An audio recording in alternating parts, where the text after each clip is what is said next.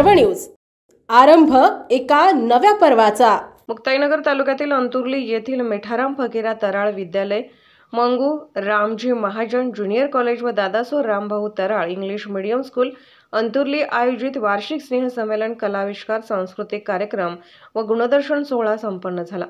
या सांस्कृतिक कार्यक्रमाचे आयोजन मंगू रामजी महाजन ज्युनियर कॉलेजच्या प्रांगणात करण्यात आले। या कार्यक्रमाची सुरुवात विद्येची देवता सरस्वती माता यांच्या प्रतिमेला मान्यवरांच्या हस्ते पूजन करून व पुष्पहार अर्पण करून सुरुवात झाली।